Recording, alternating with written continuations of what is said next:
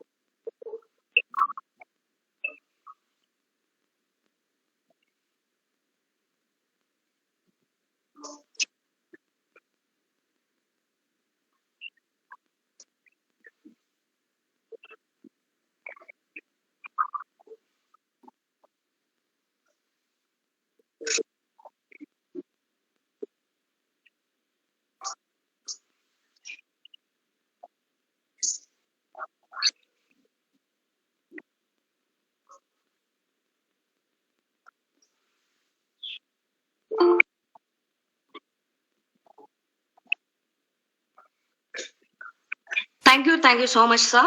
Now, moving on to the next awaited section, let me introduce the resource person of the day, Sijin BT, founder in Sports and Management Research Institute, Kochi. Sir, please.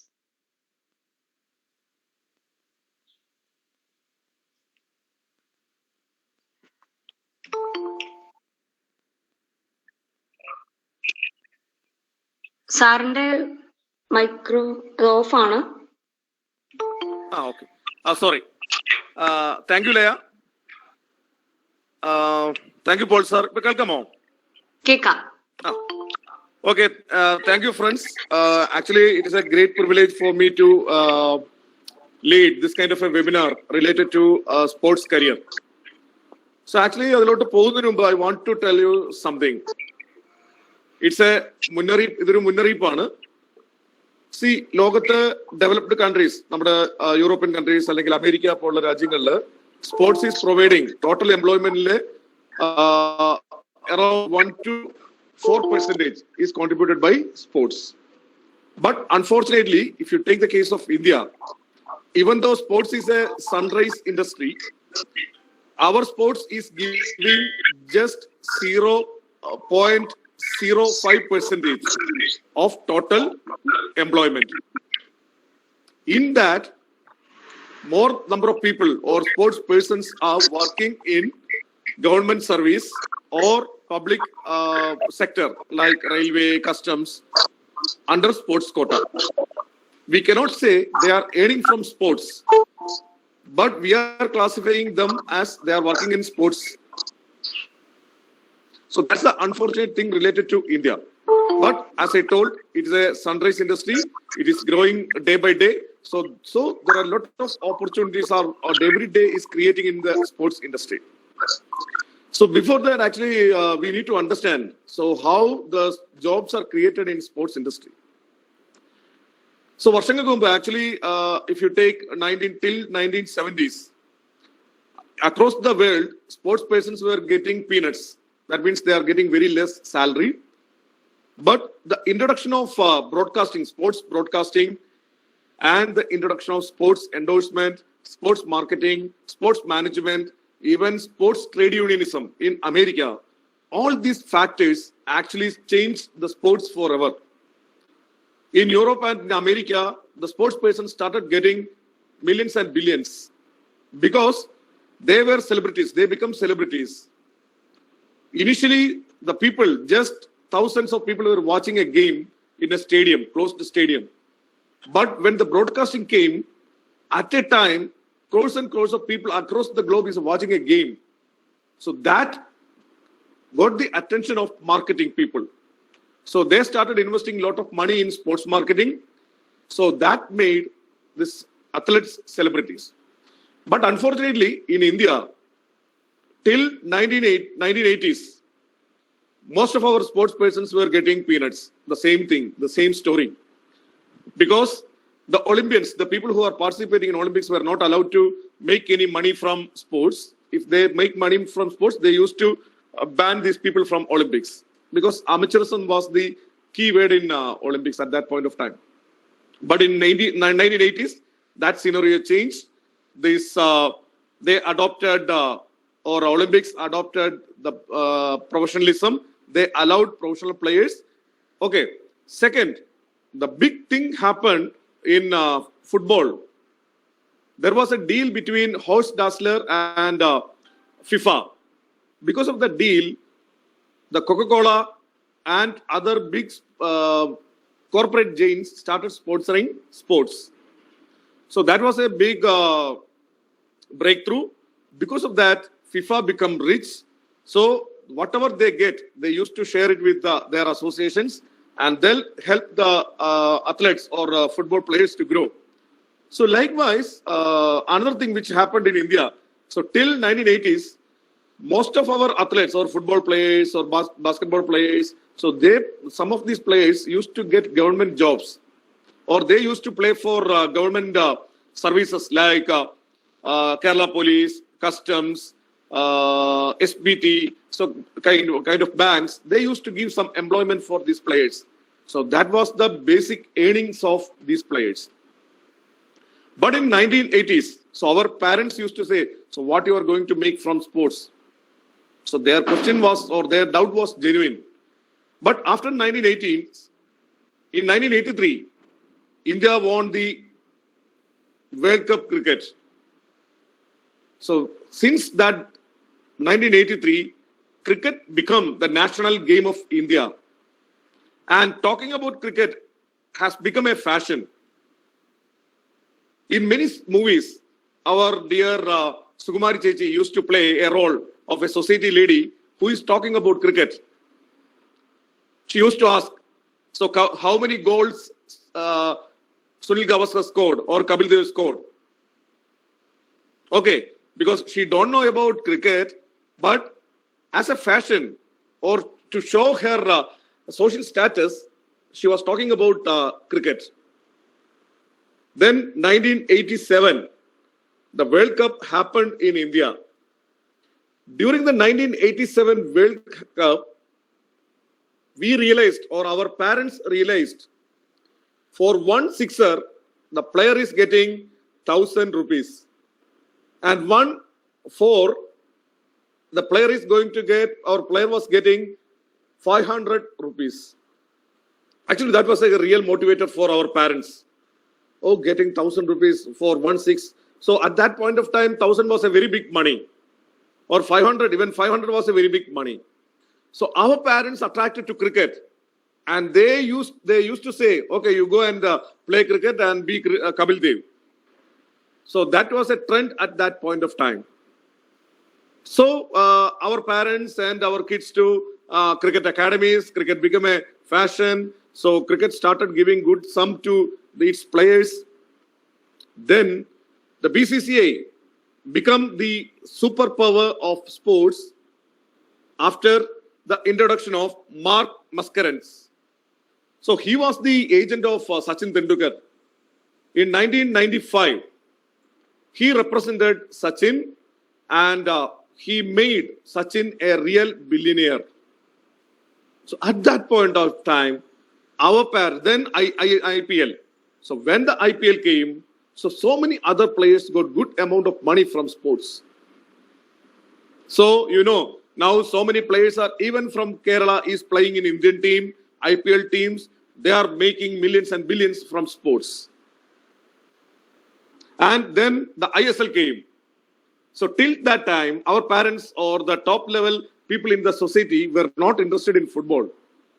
When the ISL came, they came to know that, okay, CK Vinny is going to get crores of rupees from his team or franchise teams in ISL.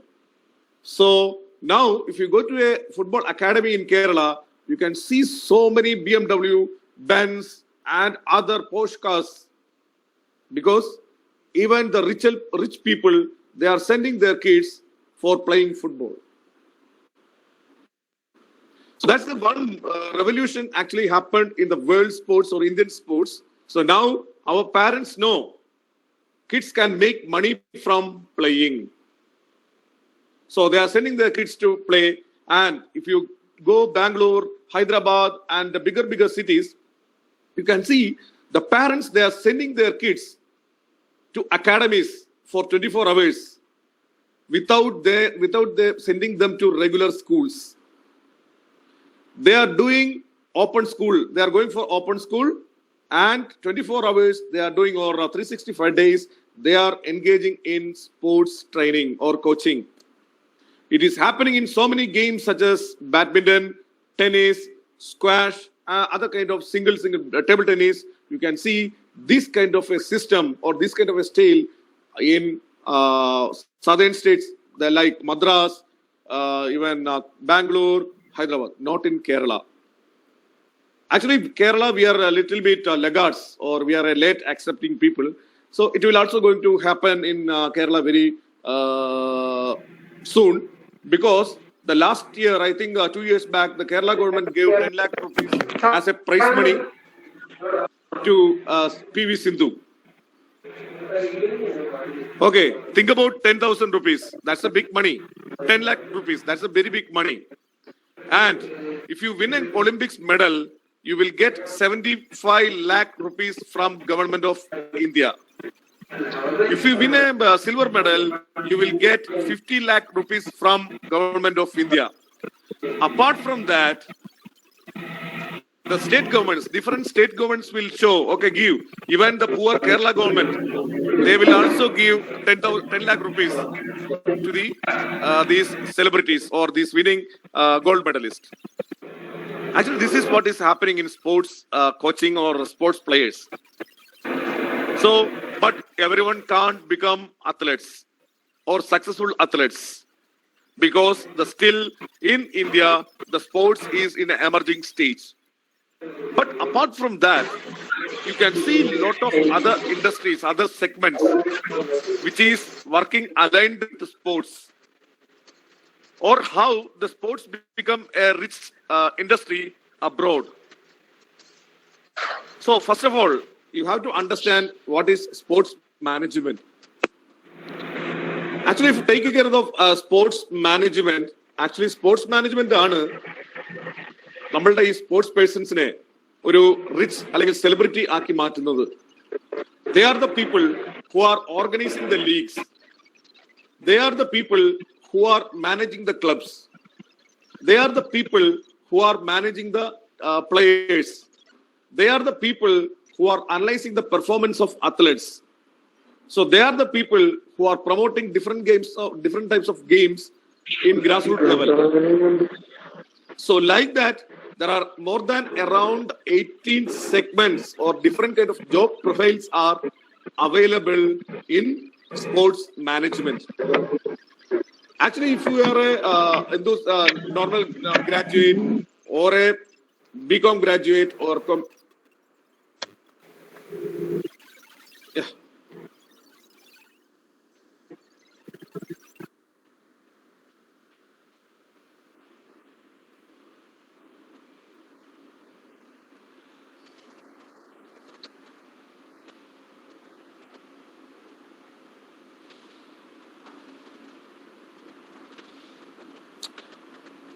Okay, let me continue.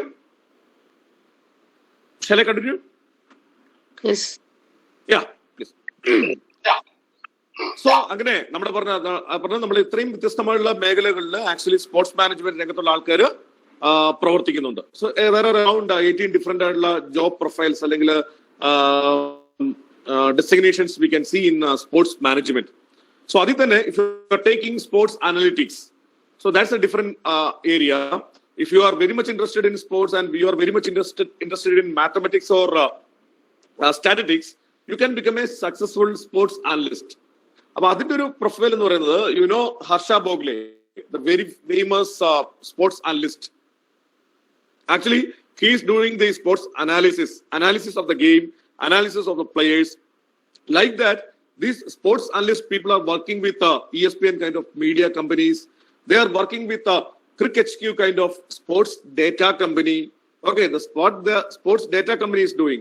Sports data company ആണ് internationally നടക്കുന്ന എല്ലാ sports ഇവന്റ്സിന്റെയും data അല്ലെങ്കിൽ അതിന്റെ data നമ്മൾ എന്താ പറയുക ഒരു information അവരുടെ സ്കോർ എല്ലാം കീപ്പ് ചെയ്യുന്നത് ഇത്തരത്തിലുള്ള ഡേറ്റ കമ്പനീസ് ആണ്, സ്പോർട്സ് ഡേറ്റ കമ്പനിയാണ്. So these companies are giving the data to media companies and other people who wanted the data. For example, think about a new player is coming to Indian team from Kerala, and this Indian team is going to face New Zealand or any other team in abroad. So the Australians or New Zealand people, they don't know the performance of this guy, this new guy, because they know Virat Kohli, they know other people who are already playing in the team, but they don't know the new guy. So they want the data, his performance data. So these teams will approach the sports data company and they will collect the data from the company about the player, new player. Then they will analyze his strengths, his weaknesses. So this is what is happening in sports data analytics or sports analytics. Then, so there will be in cricket, in teams, inside the team, you can see the sports analyst. Sometimes we are calling them video analyst or performance analyst. So what they are doing is they are doing the performance analysis of their own players and they are doing the performance analysis of opponents. For example, if you take the case of football, so the Real Madrid is playing against Barcelona. Okay, so കളി എന്തായാലും നമ്മുടെ ഒരു hello, ഞാനിപ്പൊ കേറിയുള്ളൂ, അതുകൊണ്ട് ഒന്നും കൂടി repeat ചെയ്യാമോ first തൊട്ട്?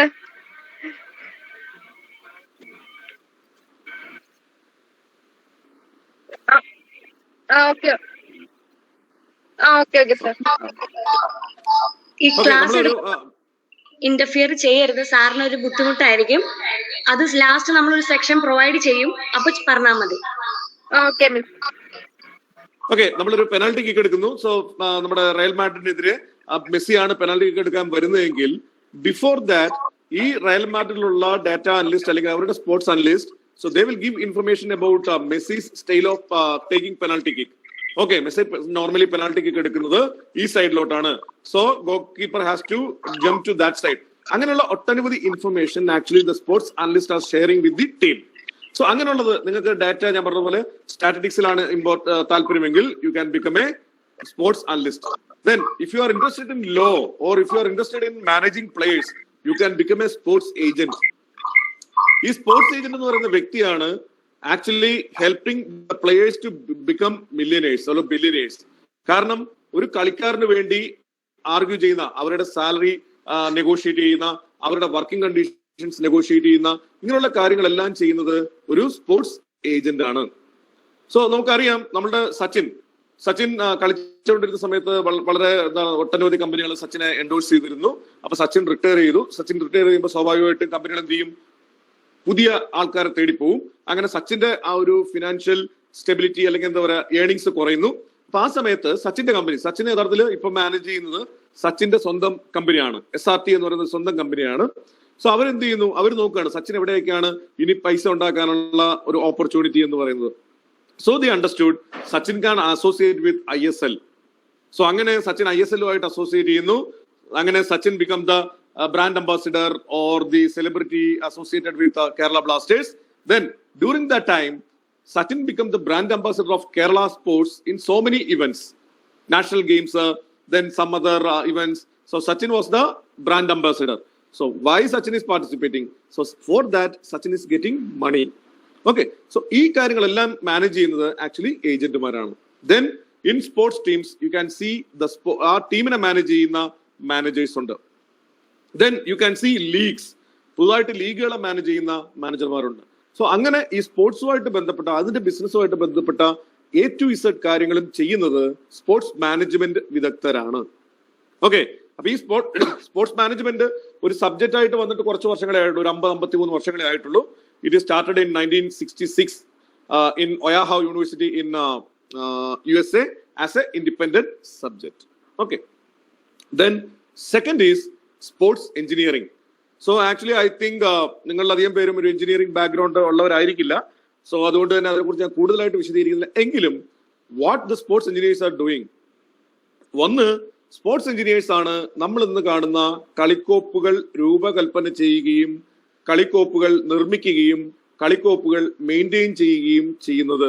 ഒരു ക്രിക്കറ്റ് ബാറ്റ് ആവാം, ഒരു ബോൾ ആവാം, അങ്ങനെയുള്ള എല്ലാ ഉപകരണങ്ങളും. അതേപോലെ തന്നെ അവർ തന്നെയാണ് നമ്മളുടെ കളിക്കളങ്ങൾ, ഉദാഹരണത്തിന് പിച്ച് അല്ലെങ്കിൽ സ്റ്റേഡിയം അല്ലെങ്കിൽ ഗോൾഫ് കോഴ്സ് അല്ലെങ്കിൽ സ്വിമ്മിംഗ് പൂൾ, ഇങ്ങനെയുള്ള കളിക്ക് ഉപയോഗിക്കുന്ന എല്ലാ ഇൻഫ്രാസ്ട്രക്ചറിനെയും ഡിസൈൻ ചെയ്യുകയും അതേപോലെ തന്നെ മേക്ക് ചെയ്യുകയും അതേപോലെ മെയിൻറ്റെയിൻ ചെയ്യുകയും ചെയ്യുന്ന ആളുകളാണ് സ്പോർട്സ് എഞ്ചിനീയേഴ്സ് എന്ന് പറയുന്നത്.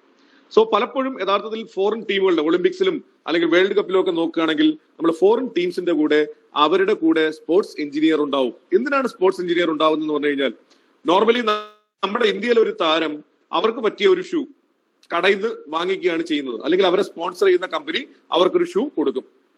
പക്ഷേ അമേരിക്കയിലും അതുപോലെ തന്നെ ബ്രിട്ടനിലുമെല്ലാം സ്പോർട്സ് എഞ്ചിനീയേഴ്സ് ഈ കളിക്കാരുടെ കാലിന് അനുയോജ്യമായ ചെരുപ്പ് അല്ലെങ്കിൽ ഷൂ ഡിസൈൻ ചെയ്ത് അത് മാത്രമേ അവരെ ഉപയോഗിക്കാൻ സമ്മതിക്കുകയുള്ളൂ. കാരണം നിങ്ങൾക്കറിയാം, ഫുട്ബോളിൽ ഉപയോഗിക്കുന്ന ഷൂ അല്ല ക്രിക്കറ്റിൽ ഉപയോഗിക്കുന്നത്, 100 മീറ്ററിൽ റണ്ണിന് ഉപയോഗിക്കുന്ന ഷൂ അല്ല ഒരു മാരത്തോണ് ഉപയോഗിക്കുന്നത്. അങ്ങനെയുള്ള ഒട്ടനവധി വ്യത്യാസമുണ്ട്. റീസെന്റ് തന്നെ നമ്മുടെ മാരത്തോൺ ആദ്യമായിട്ട് ഒരു മനുഷ്യൻ 2 മണിക്കൂറിനകത്ത് മാരത്തോൺ കംപ്ലീറ്റ് ചെയ്തു. അപ്പൊ അതിന് ഉപയോഗിച്ചത് നൈക്കിയുടെ വേപ്പർഫ്ലൈ എന്ന് പറയുന്ന ഒരു ഷൂ ആണ്. സോ ആ ഷൂ ഒരു സ്പോർട്സ് എഞ്ചിനീയറിംഗ് മാർവൽ അല്ലെങ്കിൽ ഒരു സ്പോർട്സ് എഞ്ചിനീയറിംഗിന്റെ കണ്ടുപിടുത്തമാണ് അത്തരത്തിലുള്ള ഒരു ഷൂ എന്ന് പറയുന്നത്. അതേപോലെ തന്നെ 1950 ഐ ഫോർഗെറ്റ് ദ ഇയർ, ബേണിൽ വെച്ച് നടന്ന world cup football final. So അതിൽ ഉറുഗ്വേയും ഐ തിങ്ക് യുറോഗ്യ, അതേപോലെ തന്നെ വെസ്റ്റ് ജർമ്മനിയാണ് എന്തായാലും അതിലെ വിന്നർ. സോ അവർ തമ്മിൽ ഏറ്റുമുട്ടുന്നു. അപ്പൊ അതിൽ ജർമ്മനി തോൽക്കാനുള്ള സാധ്യതയാണ് അധികം ആൾക്കാർ പ്രഡിക്ട് ചെയ്തിരുന്നത്. സോ ആ മത്സരം സ്വിറ്റ്സർലാൻഡിലെ ബേണിൽ വെച്ച് നടക്കുന്ന സമയത്ത് മഴ പെയ്തു കഴിഞ്ഞപ്പോൾ ജർമ്മൻ ടീമിന്റെ കോച്ച് അവരോടൊപ്പം ഉണ്ടായിരുന്ന ആർസ് ഡാസ്ലർ എന്ന് പറയുന്ന പുള്ളിയോട് പറഞ്ഞു എന്ത് ചെയ്യണം, കളിക്കാരുടെ ഷൂവിലെ ആണി മാറ്റണം. കാരണം അയാൾ പ്രത്യേകം ഒരു ആണി കണ്ടെത്തിയിരുന്നു. അതായത് കാണി ആ ഷൂവിൽ നിന്ന് റിമൂവ് ചെയ്യാം. കളിക്കളം ചതുപ്പായി മാറുകയാണെങ്കിൽ നീളമുള്ള ആണി ഉപയോഗിക്കണം. അങ്ങനെയുള്ള ആണി ഉപയോഗിച്ചു. അതിൽ ജർമ്മൻ കളിക്കാർക്ക് കളിക്കളത്തിൽ വലിയ ഗ്രിപ്പ് കിട്ടി. സോ ആ മത്സരത്തില് ജർമ്മനി ജയിച്ചു. അപ്പൊ ആ വിജയത്തെയാണ് ബേണിലെ അത്ഭുതം, ദ മിറാക്കിൾ ഓഫ് ബേൺ എന്ന് വേൾഡ് സ്പോർട്സിൽ അറിയപ്പെടുന്നത്. അപ്പൊ അന്ന് ആ ഷൂ കണ്ടുപിടിച്ച വ്യക്തി എന്ന് പറയുന്നത് നമ്മളുടെ ആഡിഡാസിന്റെ ഉടമസ്ഥനാണ്. ആഡി ഡാസ്ലർ എന്ന് പറയുന്ന ആ വ്യക്തിയാണ്, അല്ലെങ്കിൽ ആ സ്പോർട്സ് എഞ്ചിനീയർ ആണ് ആ ഒരു എക്യുപ്മെന്റ് കണ്ടുപിടിച്ചത്. പക്ഷെ സ്പോർട്സ് എഞ്ചിനീയറിംഗ് എന്ന് പറയുന്നത് ഒരു ഇൻഡിപെൻഡന്റ് ഡിസിപ്ലിൻ ആയിട്ട് 1998 ഒരു ഇൻഡിപെൻഡന്റ് ഡിസിപ്ലിൻ ആകുന്നത്. അത് സംഭവിക്കുന്നത് ഇംഗ്ലണ്ടിലാണ്. സോ സ്റ്റീവ് ഹോക്ക് എന്ന് പറയുന്ന വളരെ പ്രശസ്തനായ സ്പോർട്സ് എഞ്ചിനീയർ ആണ് ഈ സ്പോർട്സ് എഞ്ചിനീയറിംഗ് എന്ന് പറയുന്ന ഒരു ഇൻഡിപെൻഡന്റ് പഠനശാഖയുടെ ഉപജ്ഞാതാവ്. നമ്മുടെ ജൂൺ 13 പുള്ളിയുടെ ബർത്ത്ഡേയോ ആണ്. ഓക്കെ, അപ്പൊ സ്പോർട്സ് എഞ്ചിനീയറിംഗ് എന്ന് പറയുന്നത് ഇത്തരത്തിലുള്ള കാര്യങ്ങളാണ് ഹാൻഡിൽ ചെയ്യുന്നത്. ദെൻ അടുത്ത് വരുന്നതാണ് സ്പോർട്സ് സയൻസ് എന്ന് പറയുന്നത്. അപ്പൊ സ്പോർട്സ് സയൻസിൽ യഥാർത്ഥത്തിൽ 3 പ്രധാന ശാഖകളാണ് അല്ലെങ്കിൽ ഏരിയാസ് ആണ് ഉള്ളത്. ഒന്ന് സ്പോർട്സ് സയൻസ്. അപ്പൊ ആ സ്പോർട്സ് സയൻസ് എന്ന് പറയുന്നത് നമ്മളുടെ ഹൈ പെർഫോമൻസ് കോച്ചിങ് അങ്ങനെയെല്ലാം പറയും. സാധാരണയായിട്ട് നമ്മളൊരു സയൻസ് ബാക്ക്ഗ്രൗണ്ടിൽ നിന്നുള്ളവരാണ് അത്തരം കോഴ്സുകൾക്ക് പോകുന്നത്. ഇന്ത്യയിൽ അത്തരം കോഴ്സുകൾ വളരെ കുറവാണ്. സ്പോർട്സ് സയൻസ് അല്ലെങ്കിൽ ബയോമെക്കാനിക്സ് അല്ലെങ്കിൽ കെമിസ്ട്രിയോളജി ഇങ്ങനെയൊക്കെ ആ പേരുകളിലാണ് ഈ കോഴ്സ് അറിയപ്പെടുന്നത്. അപ്പൊ ഈ കോഴ്സിന്റെ പ്രത്യേകത എന്ന് പറയുന്നത് ഇത് പഠിച്ചിറങ്ങുന്നവരാണ് കളിക്കാരെ പരിക്കു കൂടാതെ കൂടുതൽ കാലം കളി അല്ലെങ്കിൽ അവരുടെ പെർഫോമൻസ് ആക്സിലറേറ്റ് ചെയ്യാൻ സഹായിക്കുന്നത് ഈ ബയോമെക്കാനിസ്റ്റുകളാണ്. എന്താണ് അവരുടെ പ്രത്യേകത എന്ന് പറഞ്ഞാൽ, ഒരു ഉദാഹരണം പറയുകയാണെങ്കിൽ, നമ്മൾ സാധാരണ നമ്മളുടെ ഫുട്ബോൾ അക്കാഡമികൾ നോക്കുകയാണെങ്കിൽ അവിടെ ഒരു കോച്ച് ഉണ്ടാവും. ഈ കോച്ചാണ് ഗോൾ കീപ്പർ തൊട്ട് എല്ലാവർക്കും എല്ലാ തരത്തിലുള്ള ട്രെയിനിങ്ങും കൊടുക്കുന്നത്. അവർ തന്നെയാണ് ഏതൊക്കെ തരത്തിലുള്ള എക്സസൈസ് ഓരോ കളിക്കാരനും ചെയ്യണമെന്ന് പറഞ്ഞു കൊടുക്കുന്നത്. അധികവും എല്ലാ കളിക്കാർക്കും ഒരേപോലുള്ള ഡ്രിൽ അല്ലെങ്കിൽ എക്സസൈസ് ആയിരിക്കും അല്ലെങ്കിൽ വർക്കൗട്ട് ആയിരിക്കും ഉണ്ടാവുക. എന്നാൽ വിദേശ ടീമുകൾ എടുക്കുകയാണെങ്കിൽ അവിടെ ഈ സ്പോർട്സ് സയന്റിസ്റ്റ് എന്ന് പറയുന്ന വ്യക്തിയുണ്ട്. എന്താണ് സ്പോർട്സ് സയന്റിസ്റ്റിന്റെ പ്രത്യേകത എന്ന് പറഞ്ഞു കഴിഞ്ഞാൽ, നമ്മുടെ ഓരോ കളിക്കാർക്ക് ഫുട്ബോളിൽ തന്നെ ഗോൾ കീപ്പർക്ക് വേണ്ട മെയ്വഴക്കവും സ്ട്രെങ്ത്തും അല്ല ഒരു ഡിഫൻഡർക്ക് വേണ്ടത്, അല്ലെങ്കിൽ ഡിഫൻഡർക്ക് വേണ്ട ക്വാളിറ്റീസ് അല്ല ഒരു മിഡ്ഫീൽഡർക്ക് വേണ്ടത്, അല്ലെങ്കിൽ ഒരു മിഡ്ഫീൽഡർക്ക് വേണ്ടതല്ല ഒരു സ്ട്രൈക്കർക്ക് വേണ്ടത്. ഓരോരുത്തർക്കും വ്യത്യസ്തമായ സ്കിൽ ലെവലും ശാരീരിക സ്കിൽസും ഒക്കെയാണ് ഉണ്ടാവേണ്ടത്, ഒരു ഫിറ്റ്നസ് ഒക്കെയാണ് ഉണ്ടാവേണ്ടത്.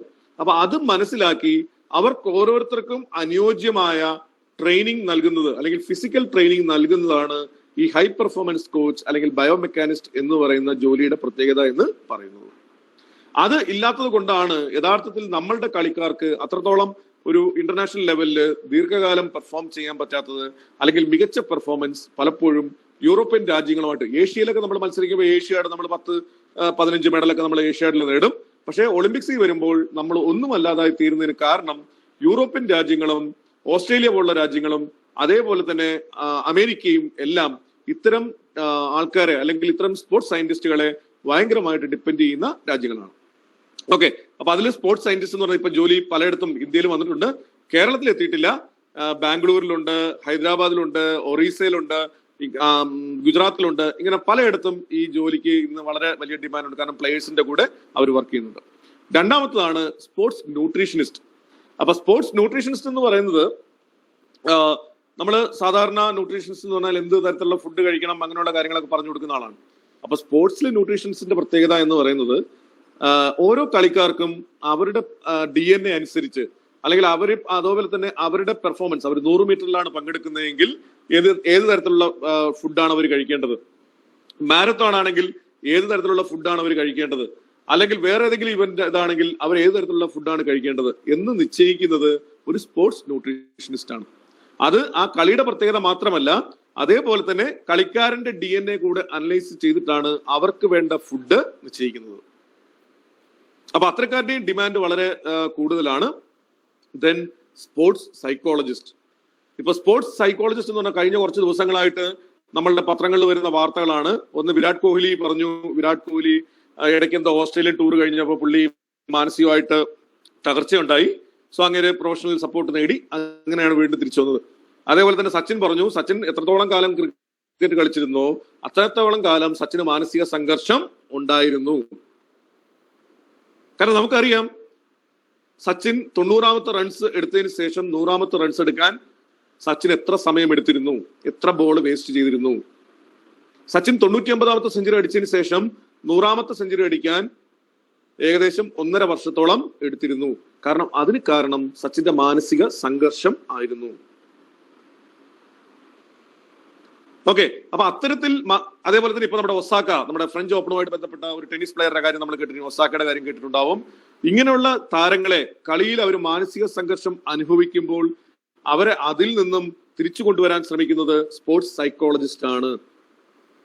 യഥാർത്ഥത്തിൽ നമുക്കറിയാം സാധാരണ സൈക്കോളജിസ്റ്റ് മനഃശാസ്ത്രജ്ഞൻ എന്നൊക്കെ പറയുന്നത് ഒരാൾക്ക് വട്ട് വന്നാലാണ് ചികിത്സിക്കുന്നത്. പക്ഷെ സ്പോർട്സിലെ സൈക്കോളജിസ്റ്റിന്റെ പ്രത്യേകത എന്ന് പറയുന്നത് കളിക്കാരന് വട്ട് വരാതിരിക്കാൻ സഹായിക്കേണ്ടത് സ്പോർട്സ് സൈക്കോളജിസ്റ്റ് ആണ്. ആ കളിക്കാരൻ, ഒരു പ്രൊഫഷണൽ കളിക്കാരൻ ഒരു സൈക്കോളജിസ്റ്റിന്റെ സഹായം തേടിയില്ല എങ്കിൽ തീർച്ചയായും അയാൾക്ക് വട്ട് വരും. കാരണം കളിക്കാരന്റെ അവസ്ഥ ഒന്ന് ആലോചിച്ച് നോക്കുക. കളിക്കാരൻ ലക്ഷക്കണക്കിന് ആൾക്കാരുടെ മുമ്പിലാണ് കളിക്കുന്നത്. പ്രത്യേകിച്ച് ഇന്ത്യ പാകിസ്ഥാൻ മത്സരമൊക്കെ ഒന്ന് ആലോചിച്ച് നോക്കുക. ഒരു ക്യാച്ച് വിടുന്ന ഒരു ഇന്ത്യൻ കളിക്കാരൻ, ഇന്ത്യയിൽ വെച്ച് ഒരു ക്യാച്ച് വിടുന്ന ഇന്ത്യൻ കളിക്കാരന്റെ അവസ്ഥ ഒന്ന് ആലോചിച്ച് നോക്കുക. ഗ്രൗണ്ടിൽ വെച്ച് തന്നെ ആൾക്കാർ തെറിവിളിക്കും. അങ്ങനെയുള്ള പിന്നീട് പലപ്പോഴും അയാളെ ജീവിക്കാൻ അനുവദിക്കില്ല. സോ അത്തരം സാഹചര്യങ്ങളിൽ അവർക്ക് ഒരു പെനാൾട്ടി കിക്ക് മിസ്സാക്കുന്ന ഒരു പ്ലെയറുടെ അവസ്ഥ, അവരെയൊക്കെ തിരിച്ചു വരാൻ സഹായിക്കുന്നത് ഈ സ്പോർട്സ് സൈക്കോളജിസ്റ്റ് എന്ന് പറയുന്ന പ്രൊഫഷണലാണ്. ഓക്കെ, ഇനി എന്തുകൊണ്ട് സച്ചിൻ പറഞ്ഞു സച്ചിൻ 13 വർഷം ഇങ്ങനെ അനുഭവിച്ചു. ഓക്കെ, ഇത്രയൊക്കെ പൈസ ഉണ്ടായിട്ടും എന്തുകൊണ്ടാണ് സച്ചിൻ ഒരു സൈക്കോളജിസ്റ്റിന് സഹായം തേടാത്തതെന്ന് എനിക്കറിയില്ല. ഓക്കെ, എങ്കിലും sports psychologist can help the athletes to perform well without many mental stress. Without അല്ല, ആക്ച്വലി മാനേജ്. കാരണം ടെൻഷൻ എന്ന് പറയുന്നത് എപ്പോഴും ഉണ്ടാവും. സോ അതിനെ സക്സസ്ഫുള്ളി മാനേജ് ചെയ്യുക എന്ന് പറയുന്നതിന് സഹായിക്കുന്ന ആൾക്കാരാണ് ഈ സൈക്കോളജിസ്റ്റുകൾ എന്ന് പറയുന്നത്. അപ്പൊ അതാണ് സ്പോർട്സ് സൈക്കോളജി എന്ന് പറയുന്ന, അല്ലെങ്കിൽ സ്പോർട്സ് സയൻസിലെ സ്പോർട്സ് സൈക്കോളജി എന്ന് പറയുന്ന മേഖല. പിന്നീട് നമ്മുടെ സ്പോർട്സ് ജേർണലിസം ഉണ്ട്, സ്പോർട്സ് മീഡിയ. അത് പലതരത്തിലുള്ള, ഇപ്പൊ നമ്മൾ ജേർണലിസം മാത്രമല്ല, പത്രത്തിലുള്ള എഴുത്ത് മാത്രമല്ല, അല്ലെങ്കിൽ ESPN പോലുള്ള കമന്റേറ്റർ അങ്ങനെയുള്ള ജോലികൾ മാത്രമല്ല, ഇപ്പൊ n നമ്പർ ഓഫ് ബ്ലോഗ്സ് നമുക്ക് കാണാൻ പറ്റും, അല്ലെങ്കിൽ ഓൺലൈൻ സ്പോർട്സ് മാഗസിൻസ് നമുക്ക് കാണാൻ പറ്റും. അതിലൊക്കെ നിറയെ പേര് സ്പോർട്സ് റൈറ്റിംഗ് ചെയ്യുന്നുണ്ട്. സോ അങ്ങനെയുള്ള ഓപ്പർച്യൂണിറ്റി ആ സ്പോർട്സ് മീഡിയ എന്ന് പറയുന്ന മേഖലയിൽ, അതിൽ റൈറ്റർ ഉണ്ടാവാം, എഡിറ്റർ ഉണ്ടാവാം, കമന്റേറ്റർ ഉണ്ടാവാം, അനലിസ്റ്റ് ഉണ്ടാവാം. ഇങ്ങനെയുള്ള ഒട്ടനവധി ഓപ്പർച്യൂണിറ്റീസ് ആ ഒരു സ്പോർട്സ് ജേർണലിസം മേഖലയുമായിട്ട്, അത് പ്രിന്റ് മീഡിയ ഉണ്ടാവാം, ഓൺലൈൻ ഉണ്ടാവാം, അതേപോലെ തന്നെ ഡിജിറ്റൽ അല്ലെങ്കിൽ എന്താ പറയാ വിഷ്വൽ മീഡിയ ഉണ്ടാവാം. സോ ലോട്ട് ഓഫ് ഓപ്പർച്യൂണിറ്റി ഈ ഒരു മേഖലയിലും യഥാർത്ഥത്തിൽ അവൈലബിൾ ആണ്. Okay, then sports facility management. ഈ സ്പോർട്സ് ഫെസിലിറ്റി മാനേജ്മെന്റ് എന്ന് പറയുന്നത് നമ്മളുടെ കളിക്കളങ്ങളെ വിജയകരമായി മാനേജ് ചെയ്യുന്ന ജോലിയാണ്. നമുക്കറിയാം കേരളത്തിലൊക്കെ അങ്ങോട്ടും ഇങ്ങോട്ടും നിറയെ സ്റ്റേഡിയങ്ങളുണ്ട്. ഈ സ്റ്റേഡിയം എല്ലാം നഷ്ടത്തിലാണ് പ്രവർത്തിക്കുന്നത്. എന്തുകൊണ്ട് നഷ്ടത്തിലാണ് പ്രവർത്തിക്കുന്നത് ചോദിച്ചു കഴിഞ്ഞാൽ ഇവയൊന്നും മാനേജ് ചെയ്യുന്നതിന് ഒരു പ്രൊഫഷണൽ ആയിട്ടുള്ള സെറ്റപ്പ് നമ്മളുടെ നാട്ടിൽ വലുതായിട്ട് വന്നിട്ടില്ല. അതുകൊണ്ടാണ് അങ്ങനെ സംഭവിക്കുന്നത്. ഓക്കെ, സോ അത്തരം കാര്യങ്ങളെ കുറിച്ച് ഒരു മാറ്റം ഉണ്ടാകും നമ്മുടെ സ്പോർട്സ് ഫെസിലിറ്റി മാനേജ്മെന്റ്. അങ്ങനെ അതിനെക്കുറിച്ച് അറിയാവുന്ന ആളുകൾ വരികയാണെങ്കിൽ സക്സസ്ഫുൾ ആയിട്ട് അവർക്ക് മാനേജ് ചെയ്യാൻ സാധിക്കും. സോ ഇതൊക്കെയാണ് നമ്മുടെ പ്ലെയർ അല്ലെങ്കിൽ കോച്ച്. ഇപ്പൊ ഞാൻ കോച്ചിനെ കുറിച്ച് പറഞ്ഞില്ല, അല്ലെങ്കിൽ കോച്ചിങ് എന്ന് പറയുന്ന പലതരത്തിലുള്ള, ഇപ്പൊ ഫിസിക്കൽ എഡ്യൂക്കേഷൻ അങ്ങനെയുള്ളത് കഴിയുന്നവരുണ്ട്, BPEd അല്ലെങ്കിൽ അങ്ങനെയുള്ള കോഴ്സുകൾ കഴിയുന്നുണ്ട്. അതേപോലെ തന്നെ NIS നാഷണൽ ഇൻസ്റ്റിറ്റ്യൂട്ട് ഓഫ് സ്പോർട്സിൽ നിന്ന് കോച്ചിങ് ഡിപ്ലോമയൊക്കെ എടുത്ത് വരുന്നവരുണ്ട്. അല്ലെങ്കിൽ അതൊന്നും ഇല്ലാതെ തന്നെ കോച്ചിങ്ങിലോട്ട് ഇപ്പം ഓരോ അസോസിയേഷന്റെയും, ഉദാഹരണത്തിന് ഫുട്ബോളിന്റെ നോക്കുകയാണെങ്കിൽ D license, C license, B license അങ്ങനെയുള്ള ലൈസൻസുകളുണ്ട്. ഇങ്ങനെയൊക്കെ ലൈസൻസ് എടുത്തു കഴിഞ്ഞാൽ ഒരാൾക്ക് കോച്ച് ആവാം. സോ ഇതാണ് സ്പോർട്സിലെ ഏറ്റവും പ്രധാനപ്പെട്ട. ഇത് മാത്രമല്ല, ആക്ച്വലി ഇതിനേക്കാൾ ഒട്ടനവധി ഓപ്പർച്യൂണിറ്റീസ് ഉണ്ട്. പക്ഷെ ഇന്നത്തെ ഈ ഒരു ഇതിലൂടെ എനിക്ക് എല്ലാത്തിനെ കുറിച്ചും പൂർണ്ണമായിട്ടും സംസാരിക്കാൻ കഴിയില്ല. സോ അതുകൊണ്ട് മാത്രം ഞാൻ ഈ പറയുന്ന ഈ സെഗ്മെന്റുകളായിട്ട് ആ ജോലികളെ ഞാൻ നിർത്തുകയാണ്. ഓക്കെ, അപ്പോൾ ഇതുവരെ പറഞ്ഞ കാര്യങ്ങളെ കുറിച്ച് നിങ്ങൾക്ക് എന്തെങ്കിലും ഡൗട്ട് ഉണ്ടെങ്കിൽ ചോദിക്കാം.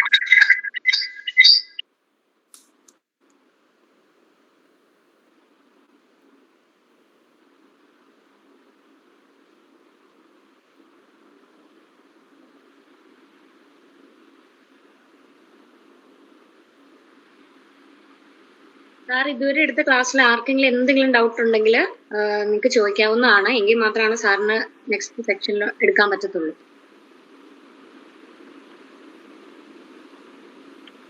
എല്ലാവർക്കും നമസ്കാരം. ഞാൻ ബിജു ചക്രപാണി, ഹൈസ്കൂൾ രാമമംഗലം വോളിബോൾ അക്കാദമിയുടെ കോച്ചാണ്. കേരള വോളിബോൾ അസോസിയേഷന്റെ ചാനലിലുള്ള കേരള സ്റ്റേറ്റ് കോച്ചാണ്. കേൾക്കുന്നുണ്ടോ? കേൾക്കുന്നുണ്ട്. പറയൂ. ഒന്ന് എനിക്ക് പറയാനുള്ളത്, ഒരു പ്രത്യേക ഗെയിമിനെ മാത്രം പ്രമോട്ട് ചെയ്യുന്ന ഒരു സിസ്റ്റം നമ്മൾ എടുത്തു കളയണം. ഫോറിൻ കൺട്രികളിൽ ഞാനിപ്പോ ഒത്തിരി കോമൺ സിലബസ് ഒക്കെ പഠിക്കുന്നുണ്ട്. Brazil, Australian. ഇപ്പൊ പെട്ടെന്ന് കയറി വന്ന, ഞാൻ വോളിബോൾ കോച്ച് ആയതുകൊണ്ട് പുറകിൽ നിന്ന് കയറി വന്നേക്കുന്ന രാജ്യത്തിന്റെ ടീമിന്റെ ലെസൺ പ്ലാനുകളും ഇതെല്ലാം പഠിക്കുന്നുണ്ട്. അതിനിപ്പോ നമ്മൾക്ക് ഒത്തിരി പൈസ ഒക്കെ മുടക്കേണ്ടി വരും ഇന്റർനെറ്റിൽ കയറിയിട്ട്. അപ്പൊ അതിനകത്ത് കോമൺ ആയിട്ട് ഇപ്പൊ ജപ്പാൻ, ഇറാൻ ഒക്കെ ഇന്ത്യയുടെ പുറകിൽ കിടന്നിരുന്ന രാജ്യങ്ങളാണ്. അവരൊക്കെ ഒറ്റയടിക്ക് പെട്ടെന്ന് കയറി വരുന്നു. അതേപോലെ തന്നെ ശ്രീലങ്ക വരെയൊക്കെ നമ്മളുടെ ഒപ്പം എത്തി തുടങ്ങി.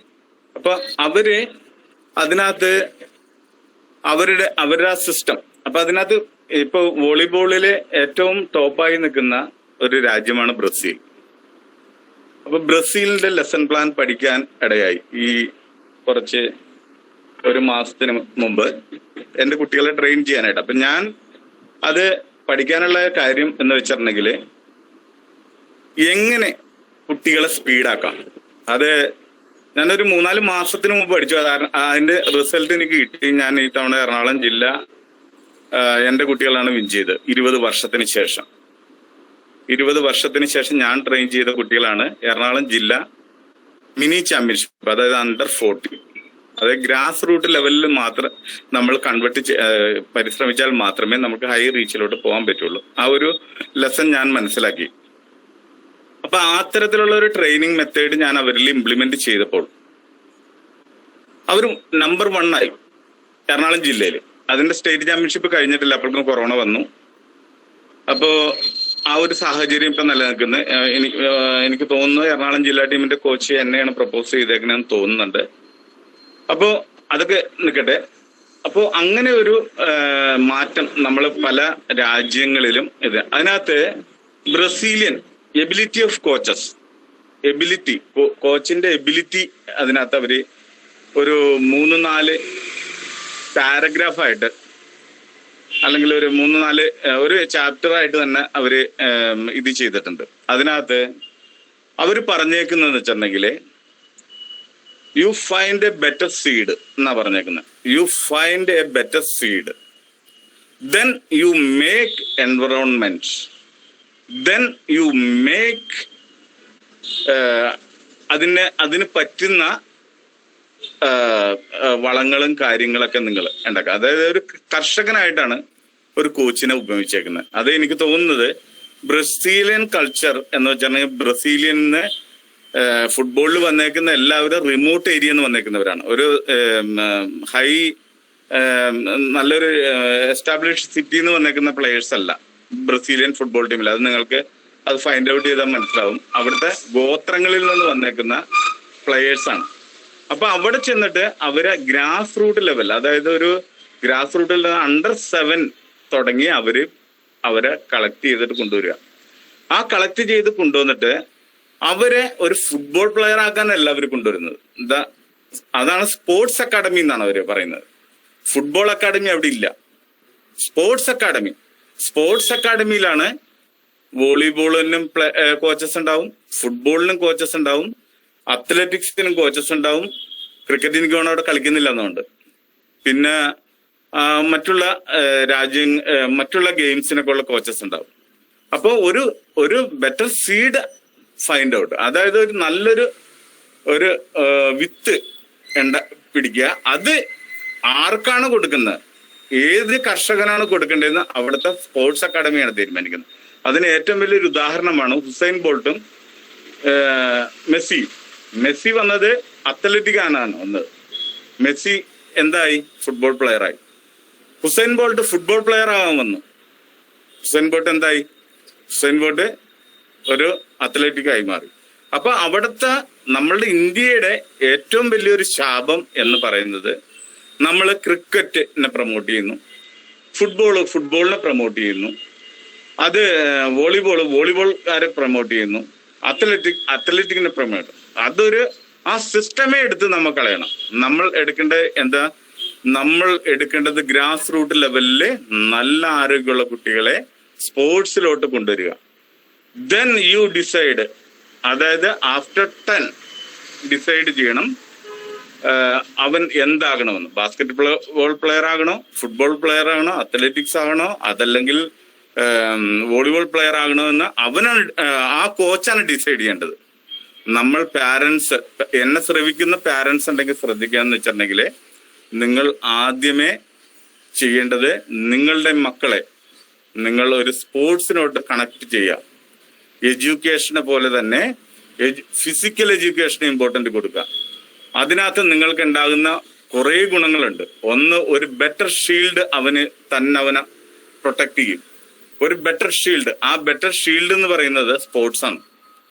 ആ ഷീൽഡ് എന്ന് പറയുന്നത് നിങ്ങൾ ഇമാജിൻ ചെയ്യാതിനേക്കാൾ കൂടുതൽ അവനെ പ്രൊട്ടക്ട് ചെയ്യുന്ന ഒരു ഷീൽഡാണ്. കാരണം എന്ന് വെച്ചിട്ടുണ്ടെങ്കിൽ, ഒരു സ്പോർട്സുകാരൻ ഒരു കവചമായിട്ട് വരുന്ന ആ സ്പോർട്സ് എന്ന് പറയുന്ന ഷീൽഡ് അവന്റെ എല്ലാ ദൈനംദിന ജീവിതത്തിൽ, അവൻ ഓവറാള് എല്ലാ കാര്യത്തിലും അവനെ മറ്റുള്ള തരത്തിലോട്ട് കൺവേർട്ട് ചെയ്ത് പോകാതെ അവനെ രക്ഷിക്കാനായിട്ടുള്ള ഒരു ബെറ്റർ ഷീൽഡ് അവന് ചുറ്റും ആവരണം ചെയ്യും. അത് ഒരിക്കലും ഒരു എഡ്യൂക്കേഷനിൽ കിട്ടില്ല.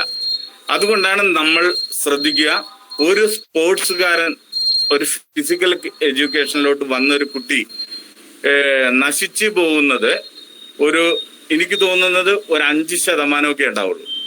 അത് ആഫ്റ്റർ അവൻ ഇംപ്ലിമെന്റ് ആയതിനു ശേഷമായിരിക്കുള്ളൂ അവന്റെ ജീവിതത്തിലെ മറ്റുള്ള കാര്യങ്ങൾക്ക്, അതായത് മദ്യപാനം അല്ലെങ്കിൽ പുകവലി അങ്ങനെയുള്ള കാര്യങ്ങൾക്കൊക്കെ. പക്ഷേ ഒരു എഡ്യൂക്കേഷൻ ഫീൽഡിലുള്ള ഒരു കുട്ടി അവൻ ഹയർ സ്റ്റഡിക്ക് പോയി കഴിഞ്ഞാൽ അവന്റെ സാഹചര്യം അവനെ നശിപ്പിക്കും. അത് നമ്മൾ എഞ്ചിനീയറിംഗ് കോളേജിൽ പോയാലും കാണാം, ബാംഗ്ലൂരിലൊക്കെ പോയാൽ നമുക്ക്. ഞാനൊരു പോലീസുകാരനായതുകൊണ്ടാണ് അത് കൂടുതൽ ഇതായിട്ട് പറയുന്നത്. അപ്പോൾ ഒരു ഈ സ്പോർട്സിലൊരു ഷീൽഡ് അവനെ കവർ ചെയ്യുന്ന എന്ന് പറഞ്ഞിട്ടുണ്ടെങ്കിൽ, അവൻ ഉണ്ടാക്കിയെടുക്കുന്ന ആരോഗ്യം, അവന് ബോധം വന്നു കഴിഞ്ഞാൽ അത് മിക്കവാറും ഒരു കുറച്ച് നാളുകൾ കൊണ്ട് അവന് മനസ്സിലാവും. അവൻ ചെയ്യുന്ന വർക്കൗട്ടുകൾ, എൻഡോറൻസ്, ഫിസിക്കൽ ട്രെയിനിങ്, അതേപോലെ തന്നെ കണ്ടീഷനിങ്, ഇതെല്ലാം അവനെ കഷ്ടപ്പെടുത്തി കോച്ച് ഉണ്ടാക്കുന്ന ആരോഗ്യം അവൻ നഷ്ടപ്പെടുത്തുവാനായിട്ട് 100 വട്ടം അവൻ ചിന്തിക്കും.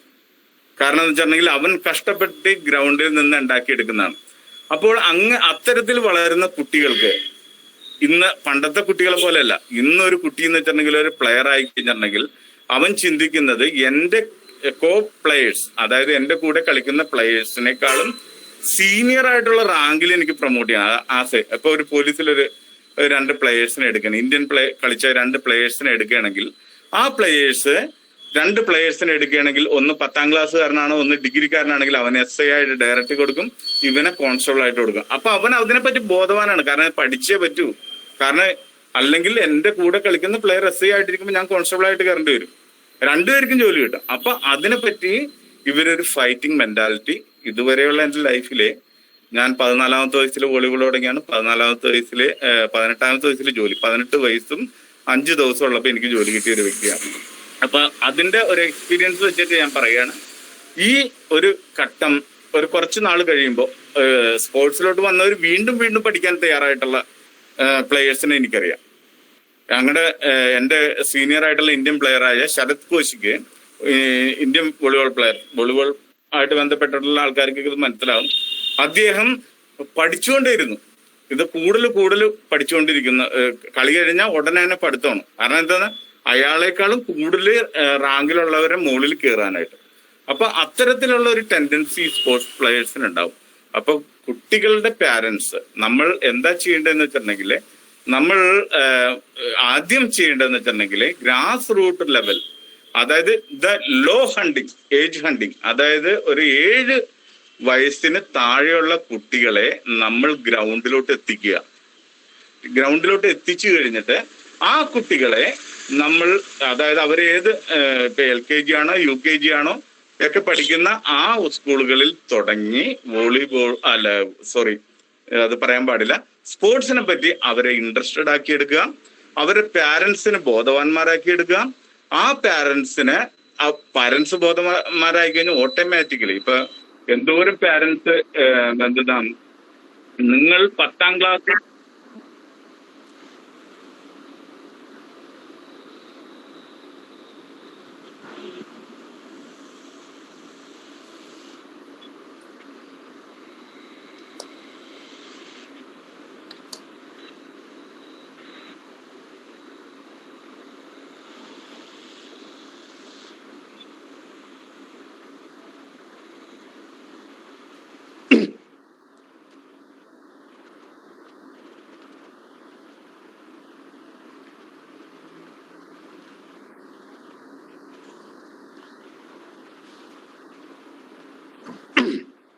അല്ലപ്പോൾ അല്ല നമ്മുടെ ബിജു സാർ പറഞ്ഞത് 2-3 കാര്യങ്ങൾ വളരെ ഒന്ന്, സീഡ്, എങ്ങനെയാണ് സീഡിനെ കണ്ടെത്തുക. ആക്ച്വലി നമ്മുടെ നാട്ടിൽ ഇല്ലാത്ത ഒരു പ്രധാനപ്പെട്ട ഒരു ജോബ് റോളാണ് സ്പോർട്സ് സ്കൗട്ട് എന്ന് പറയും. ഇപ്പൊ ഈ സ്പോർട്സ് സ്കൗട്ട് എന്ന് പറഞ്ഞാൽ വിദേശത്തിലെ ക്ലബുകളുടെ കൂടെ നോക്കുകയാണെങ്കിൽ അവർക്ക് സ്കൗട്ടുകളുണ്ട്. ഈ സ്കൗട്ടുകളുടെ പ്രത്യേകത, അവരുടെ ക്ലബിന്റെ ഏകദേശം 20 കിലോമീറ്റർ ചുറ്റളവില് നടക്കുന്ന എല്ലാ കളികളും കുട്ടികൾ വെറുതെ കളിക്കുമ്പോൾ അവരെ പോയി കളിക്കുന്നത് കാണുക. അവരുടെ വർക്ക് ടൈം എന്ന് പറയുന്നത് വൈകുന്നേരം 4 മണി തൊട്ട്, അതുപോലെ തന്നെ ശനിയും ഞായറുമാണ് അവരുടെ വർക്ക് ടൈം. ഇവർ പോവുക, കളി കാണുക, അതിൽ പൊട്ടൻഷ്യൽ ആയിട്ടുള്ള കളിക്കാരുടെ വീഡിയോ എടുക്കുക, ദെൻ ഇവരെ ടീമിലോട്ട് ഇൻവൈറ്റ് ചെയ്യുക. ഇതാണ് ഈ കളിക്കാരുടെ അല്ലെങ്കിൽ ഈ ഒരു സ്കൗട്ടിന്റെ ഏറ്റവും വലിയ പ്രത്യേകത എന്ന് പറയുന്നത്. നമ്മുടെ നാട്ടിൽ ഈ സ്കൗട്ട് എന്ന് പറയുന്ന ഒരു സിസ്റ്റം ഇല്ല. അതിന് പകരം നമ്മൾ അപ്പൊ ഒരാളുടെ പെർഫോമൻസ് അവിടെ ഇവാലുവേറ്റ് ചെയ്യുന്നത് വർഷങ്ങളോളം അവരുടെ കളി വിലയിരുത്തിയാണ്. നമ്മുടെ ഇവിടെ എന്താ സംഭവിക്കുക, ഒരു ദിവസം 100-100 പേര് ഒരു സെലക്ഷൻ ട്രയലിലോട്ട് പോകും. ചിലപ്പോൾ അന്ന് മെസ്സിയോ റൊണാൾഡോയോ വന്നാൽ അവർക്ക് വയറിളക്കോ തലവേദന ആണെങ്കിൽ അവർക്ക് അന്ന് പെർഫോം ചെയ്യാൻ കഴിയില്ല, അവർക്ക് സെലക്ഷൻ കിട്ടില്ല. പക്ഷേ ഈ പറയുന്ന യൂറോപ്യൻ രാജ്യങ്ങളിലെ ക്ലബ്ബുകൾ അവരുടെ സ്കൗട്ട്സിനെ അർജന്റീനയിലും ബ്രസീലിലും സ്വന്തം നാടിൽ കൂടാതെ ഇതുപോലുള്ള രാജ്യങ്ങളിലെല്ലാം അയച്ചിട്ടുണ്ട്. ഇവരാണ് ഇത്തരത്തിലുള്ള സെലക്ഷൻ പ്രക്രിയയെ സഹായിക്കുന്നത്. അപ്പോ ഈ സ്കൗട്ട് എന്ന് പറയുന്നത് ഒരു പ്രത്യേക ജോബ് പ്രൊഫൈലാണ്. അത് ഈ ഫുട്ബോളിൽ താല്പര്യം ഉണ്ടെങ്കിൽ നിങ്ങൾക്ക് വേറെ വലിയ കാര്യങ്ങളൊന്നും അറിയേണ്ട കാര്യമില്ല. ഫുട്ബോളിൽ താല്പര്യം ഉണ്ടെങ്കിൽ you can be A very good scout. അതിപ്പോ ഇന്ത്യയിലും നടക്കുന്നുണ്ട്. ഇന്ത്യയിൽ ഇപ്പൊ ISL വന്നതിന് ശേഷമാണ് അത്തരത്തിലുള്ള സ്കൗട്ട് എന്ന് പറയുന്ന അല്ലെങ്കിൽ സ്കൗട്ടുകൾ ഈ വിദേശ കോച്ചുമാരുടെ ഒരു ഇതിൽ വരുന്നത്. രണ്ടാമത് സാർ എൻവയോൺമെന്റിനെ കുറിച്ച് പറഞ്ഞു. എൻവയോൺമെന്റിന്റെ പ്രോബ്ലം എന്ന് പറയുന്നത്, നമ്മൾ സന്തോഷ് ട്രോഫി കഴിഞ്ഞ 2 വർഷം മുമ്പ് കേരളം സന്തോഷ് ട്രോഫി വിജയിച്ചു. കേരളം സന്തോഷ് ട്രോഫി വിജയിച്ചപ്പോൾ അതിലെ എല്ലാ താരങ്ങൾക്കും കേരള ഗവൺമെന്റ് സർക്കാർ ജോലി കൊടുത്തു. ഇനി ഇതിൽ നിന്ന് എത്ര താരങ്ങൾ ISL കളിക്കും? എനിക്ക് തോന്നുന്നു ഒരാളും ISL കളിക്കാൻ സാധ്യതയില്ല. 2, ഇതിൽ നിന്ന് ആരും ഇനി ഒരു മെസ്സിയോ റൊണാൾഡോയോ ആവില്ല. കാരണം അവർക്കൊരു ഗവൺമെന്റ് ജോലി കിട്ടി. ആ ജോലി എന്ന് പറയുന്നത് അധികവും ഒരു പിയൂണിനെ പോലെ ആയിരിക്കും. കാരണം ഇനി അവരുടെ സുപ്പീരിയർ വിചാരിക്കണം ഇവർക്ക് കളിക്കാൻ അനുവദിക്കണോ. അല്ലെങ്കിൽ തന്നെ ഒന്ന് ആലോചിച്ച് നോക്കുക, രാവിലെ തൊട്ട് വൈകുന്നേരം വരെ 10 മണി തൊട്ട് 4 മണി വരെ വർക്ക് ചെയ്തിട്ടാണ് ഇവർ പിന്നെ ജോലിക്ക് പോകുന്നത്. അതേ സ്ഥാനത്ത് ഇവരുടെ കൂടെ കളിക്കുന്ന അല്ലെങ്കിൽ ഇവരോടൊപ്പം കളിക്കുന്ന മെസ്സിയും റൊണാൾഡോയും എന്താണ് അവരുടെ റുട്ടീൻ എന്ന് നോക്കുക. അവർ കളിക്കുന്നു, വിശ്രമിക്കുന്നു, നീന്തുന്നു, ഇങ്ങനെ വളരെ വ്യത്യസ്തമായിട്ടുള്ള ഒരു റുട്ടീനാണ്. അപ്പൊ അവരും നമ്മളുടെ ഇന്ത്യൻ താരങ്ങളും തമ്മിൽ ഒരു മത്സരത്തിൽ ഏർപ്പെട്ട് കഴിഞ്ഞാൽ തീർച്ചയായും ഇന്ത്യൻ താരങ്ങൾ പുറകോട്ട് പോകുന്നതിൽ നമുക്ക് യാതൊരു അത്ഭുതവും ഇല്ല. അതിന് എൻവയോൺമെന്റ് ഇല്ല. എൻവയോൺമെന്റ് ഇല്ല എന്ന് പറയാൻ കാരണം നമുക്ക് ആഡിക്വേറ്റ് ആയിട്ടുള്ള സ്പോർട്സ് മാനേജ്മെന്റ് പ്രൊഫഷണൽസ് നമ്മുടെ നാട്ടില് ഇല്ല. 2, പിന്നെ ഈ ഗവൺമെന്റ് ഈ ഒരു നയം, അതായത് ഒരു ആക്ക് പെർഫോം ചെയ്തു, ഓക്കെ, നാഷണൽ ഗെയിംസിൽ പെർഫോം ചെയ്തു, 25ാമത്തെ വയസ്സിൽ നാഷണൽ ഗെയിംസിൽ ഒരു മെഡൽ നേടി, ഗവൺമെന്റ് ജോലി കൊടുത്തു. അതോടെ അവരെന്ത് ചെയ്യാണ്, ആ തുഴച്ചിലോ അല്ലെങ്കിൽ അവരെന്താണോ കളിച്ചിരുന്നത് ആ മേഖല വിടുകയാണ്. നമ്മുടെ മെസ്സിയുടെയും റൊണാൾഡോയുടെയും വയസ്സ് നോക്കുക, 35 വയസ്സ് കഴിഞ്ഞു. ഈ 35 വയസ്സ് കഴിഞ്ഞിട്ടും നമ്മളുടെ അർത്ഥത്തിൽ റിട്ടയർ ചെയ്യേണ്ട ആൾക്കാര് അവർ കോടിക്കണക്കിന് രൂപയാണ് ഓരോ വർഷവും ഉണ്ടായിക്കൊണ്ടിരിക്കുന്നത്. സോ അത്തരത്തിലുള്ള ഡിഫറൻസിന് കാരണം ഈ എൻവയോൺമെന്റ് നമ്മൾ ക്രിയേറ്റ് ചെയ്യുന്നില്ല. വോളിബോളിന്റെ തന്നെ കാര്യം നോക്കുക. വർഷങ്ങൾക്ക് മുമ്പ് കേരളത്തിലെ ഒരു വോളിബോൾ പ്ലെയർ ഇറ്റലിയിലെ പ്രൊഫഷണൽ ക്ലബ്ബുകൾക്ക് വേണ്ടി കളിച്ചിരുന്നു. അയാളുടെ പേരാണ് ജിമ്മി ജോർജ് എന്ന് പറയുന്നത്. അതിനുശേഷം നമ്മുടെ നാട്ടിൽ നിന്ന് എത്ര താരങ്ങൾക്ക് ആ ലെവലിലോട്ട് ഉയരാൻ കഴിഞ്ഞു? ഇപ്പൊ നമ്മുടെ ബിജു സാർ നോക്കുക, ബിജു സാർ ഈ കോച്ചിങ്ങിന് വേണ്ടി ഓരോ പലതരം കോഴ്സുകൾ പഠിക്കുന്നു. ജീവിതത്തിൽ പഠനം നിൽക്കുന്നില്ല. കാരണം പുതിയ ടെക്നോളജി, പുതിയ മെത്തഡോളജി അഡോപ്റ്റ് ചെയ്യാനുള്ള ആ മനസ്സ് നമ്മുടെ എത്ര താരങ്ങൾക്കുണ്ട്, അല്ലെങ്കിൽ നമ്മുടെ എത്ര കോച്ചുമാർക്കുണ്ട്? ഇതാണ് നമ്മുടെ പ്രശ്നം. നമ്മളുടെ എപ്പോഴും കാഴ്ചപ്പാട്, ഞാൻ നേരത്തെ തുടക്കത്തിൽ പറഞ്ഞു, നമ്മുടെ ഇവിടെ സ്പോർട്സ് മേഖലയിൽ വർക്ക് ചെയ്യുന്ന 0.05% അതിലധികം പേരും വർക്ക് ചെയ്യുന്നത് കുറച്ച് കളിച്ചു, അതിനുശേഷം എന്ത് ചെയ്യുന്നു, ഏതെങ്കിലും ഒരു ഗവൺമെന്റ് സർവീസിലോ ഏതെങ്കിലും ഒരു പബ്ലിക് ബാങ്കിലോ അല്ലെങ്കിൽ പബ്ലിക് സെക്ടറിലോ ജോലിക്ക് കയറുകയാണ്. അതോടെ പലരുടെയും കളി അതോടെ മുരടിക്കുകയാണ്. ആ ഒരു ഫുൾ ഡെഡിക്കേഷൻ നമുക്ക് വേണം. അതുകൊണ്ടാണ് യൂറോപ്യൻ രാജ്യങ്ങളും അമേരിക്കയും സ്പോർട്സിൽ നിന്ന് കോടിക്കണക്കിന് ഡോളർ വരുമാനവും ലക്ഷക്കണക്കിന് പേർക്ക് ജോലിയും നൽകുന്നത്. അത്തരത്തിലുള്ള എൻവയോൺമെന്റ് നമ്മുടെ നാട്ടിലില്ല. അത് മാറ്റം വരണം. തീർച്ചയായിട്ടും ബിജു സാറിനെ പോലുള്ള ആളുകൾ അവരുടെ കുട്ടികൾക്ക് ട്രെയിനിങ് കൊടുക്കുമ്പോൾ അവരും നാളെ ഈ പറയുന്ന ഓരോ ദിവസവും പുതിയ കാര്യങ്ങൾ പഠിക്കാനും പുതിയ മെത്തഡോളജിയും ബാക്കിയുള്ളത് അഡോപ്റ്റ് ചെയ്യാനും വിദേശത്തൊക്കെ എന്താണ് നടക്കുന്നത് അതിന്റെ നല്ല കാര്യങ്ങൾ ഉൾക്കൊള്ളുവാനും ഉള്ള ഒരു കപ്പാസിറ്റി ഉണ്ടാകുകയാണെങ്കിൽ വളരെ ഫാസ്റ്റ് ആയിട്ട് നമ്മളുടെയും സ്പോർട്സ് ഇൻഡസ്ട്രി വളരും. അതാണ് യഥാർത്ഥത്തിൽ ആവശ്യം. വിജയിക്കുക, 35-40 വയസ്സ് വരെ കളിക്കുക. ആ കളിയിലൂടെ കോടിക്കണക്കിന് രൂപ വരുമാനം ഉണ്ടാകുമ്പോൾ എന്താണ് ഉണ്ടാകുന്നത് നമ്മൾ മനസ്സിലാക്കണം. ഒരു കളിക്കാരൻ, ഉദാഹരണത്തിന് മെസ്സി കോടിക്കണക്കിന് രൂപ ഉണ്ടാക്കുന്നു. ഈ കോടിക്കണക്കിന് രൂപ വരുമാനത്തിൽ നിന്ന് certain percentage tax, income tax ആയി അയാളുടെ രാജ്യത്തിന് പോകുന്നു. 2, മെസ്സി വീട് വാങ്ങിക്കുന്നു, മെസ്സി വലിയ കാർ വാങ്ങിക്കുന്നു. ഈ സമയത്ത് അതിൽ നിന്നും എല്ലാം പെർസെന്റേജ് എന്ത് ചെയ്യുന്നു? ഒരു ടാക്സ് ആയിട്ട് ആ രാജ്യത്തിന്റെ എക്കോണമിയെ സഹായിക്കുകയാണ്. നമ്മളൊരു സാധാരണക്കാരൻ 10 രൂപയുടെ വെള്ളം കുടിക്കുമ്പോൾ മെസ്സി ചിലപ്പോൾ കുടിക്കുന്നത് 100 രൂപയുടെ 1000 രൂപയുടെ വെള്ളമായിരിക്കും. That is helping the economy. അതുമായിട്ട് ബന്ധപ്പെട്ട വേറെ സെഗ്മെന്റുകൾ അവിടെ വരും. പക്ഷെ നമ്മുടെ നാട്ടിൽ ഇപ്പോഴും സംഭവിക്കുന്നത് പലപ്പോഴും നമുക്ക് ഇതിനെ കുറിച്ച് അറിവില്ല. ഇന്ന് കമ്പയർ ചെയ്യുകയാണെങ്കിൽ മലയാളികൾ പണ്ടത്തെ 1980 വരെയും കേരളമായിരുന്നു സ്പോർട്സിൽ പല മേഖലകളിലും മികച്ചു നിന്നിരുന്നത്. ഇന്ന് ഇന്ത്യൻ സ്പോർട്സിൽ കേരളം പുറകിലാണ്. അതിന് കാരണം ബാക്കി സംസ്ഥാനങ്ങൾ ഈ പറയുന്ന പുതിയ പുതിയ sports scientist, sports nutritionist, sports psychologist ഇങ്ങനെയുള്ളവരെല്ലാം അഡോപ്റ്റ് ചെയ്തപ്പോൾ നമ്മൾ ഇപ്പോഴും പഴഞ്ചൻ പ്രത്യയശാസ്ത്രങ്ങളും പഴഞ്ചൻ ട്രെയിനിങ് മെത്തേഡും പഴഞ്ചൻ സ്റ്റൈലുമായിട്ടാണ് നമ്മൾ ജീവിക്കുന്നത്. അതിൽ ഒരു മാറ്റം ഉണ്ടായിക്കൊണ്ടിരിക്കുകയാണ്. ISL വന്നു, അതേപോലെ തന്നെ പല പല മാറ്റങ്ങൾ നമ്മുടെ മേഖലകളിൽ വരുന്നുണ്ട്. തീർച്ചയായിട്ടും അതൊരു നല്ലൊരു ജോബ് ഓപ്പർച്യൂണിറ്റി ആണ്. പ്രത്യേകിച്ച് കൂടുതൽ ഒരു ഇൻസൈറ്റ്സ് നമ്മുടെ ഈ ഒരു ഇതിനെക്കുറിച്ച് നൽകിയതിന് ബിജു സാറിനോട് നമ്മുടെ നന്ദി രേഖപ്പെടുത്തുകയാണ്.